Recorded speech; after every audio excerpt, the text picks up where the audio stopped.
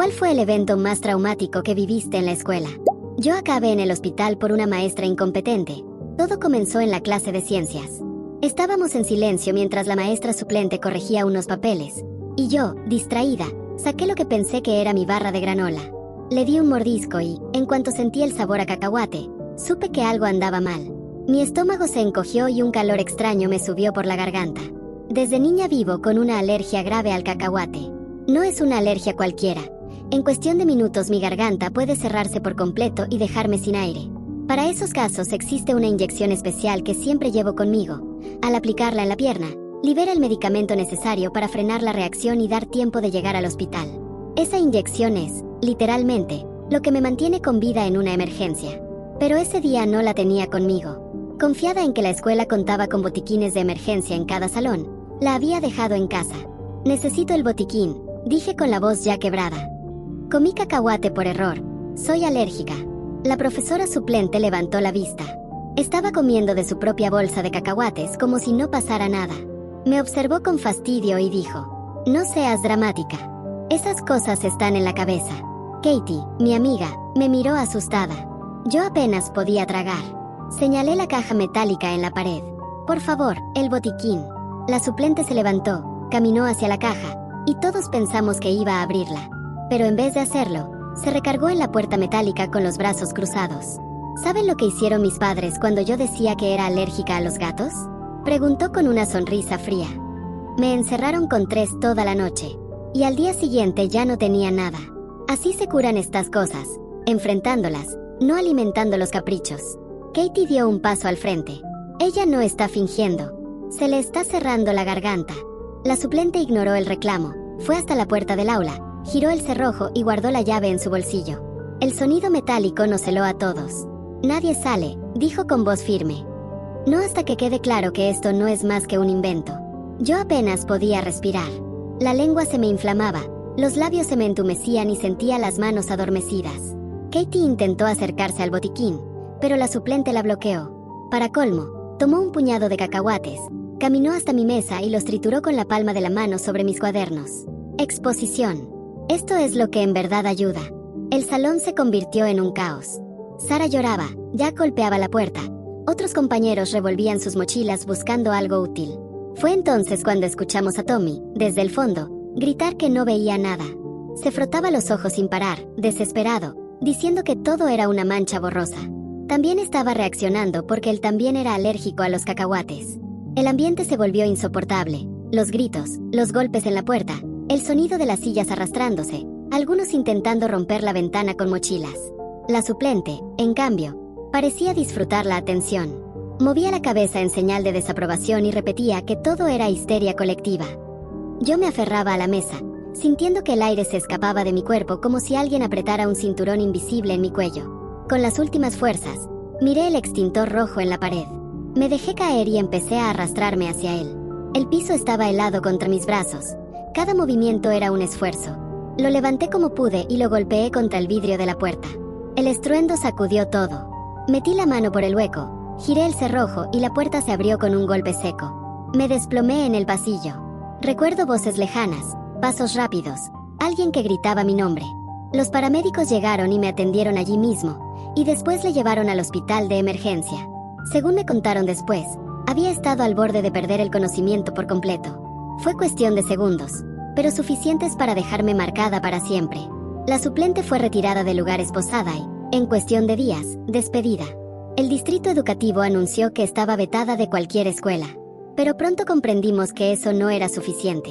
A los pocos días llegaron noticias de Tommy. Había perdido gran parte de la vista. Ya no volvió a ser el mismo. Dejó el equipo de robótica, no salía al recreo, pasaba los días en casa con las cortinas cerradas. Cuando lo visitábamos, apenas respondía con un gesto. Su voz se volvió apagada, y las bromas que antes lo caracterizaban desaparecieron. Verlo así nos dolía tanto como lo que vivimos aquel día en el salón. Fue ahí cuando comprendimos que lo que había pasado no podía quedar enterrado con el despido de una maestra. Katie lo dijo clara una tarde, con los ojos enrojecidos. Esto no puede terminar así. Y así empezamos a organizarnos. Con ayuda de nuestros padres, relatamos cada minuto de lo ocurrido y entregamos declaraciones a las autoridades. Se abrió un caso por encierro ilegal y riesgo a menores. Un abogado especializado en negligencia escolar tomó nuestro caso y comenzó a investigar. Lo que descubrió fue aún más perturbador. Aquella mujer ya tenía antecedentes. En otra escuela no permitió que un niño diabético se revisara la glucosa y terminó desplomado en el piso. En otro colegio, le negó el inhalador a una alumna durante una crisis asmática. Siempre repetía lo mismo: no seas dramático. También se reveló que había evadido la capacitación obligatoria sobre emergencias alérgicas. Había mentido diciendo que ya la tenía, y nadie lo comprobó. El distrito intentó callarnos con acuerdos de confidencialidad y dinero. Algunos padres lo pensaron, porque los gastos médicos eran enormes. Pero nosotros queríamos justicia y cambios reales. El impacto del caso creció como una bola de nieve. Lo que empezó como un incidente aislado en un salón de ciencias se convirtió en tema de conversación en periódicos, radios y juntas escolares. Algunos lo llamaban negligencia, otros lo describían como crueldad. Y, para nosotros, no había dudas. Había sido un infierno. Mientras tanto, Tommy se iba apagando. La pérdida de la vista lo golpeó más de lo que cualquiera imaginó. Al principio intentaba mantenerse firme, escuchaba música, trataba de seguir las conversaciones, pero poco a poco dejó de salir de su cuarto. Ya no contestaba mensajes, no asistía a las reuniones, y cuando íbamos a verlo apenas nos regalaba una sonrisa débil. Hasta que un día, simplemente se desuscribió de la vida. Se fue al más allá voluntariamente, porque ya no quería vivir. Ese golpe fue definitivo. Nos reunimos después de su funeral escolar, en el gimnasio lleno de flores y fotos suyas, y supimos que ya no se trataba solo de pedir justicia, se trataba de impedir que algo así volviera a pasar.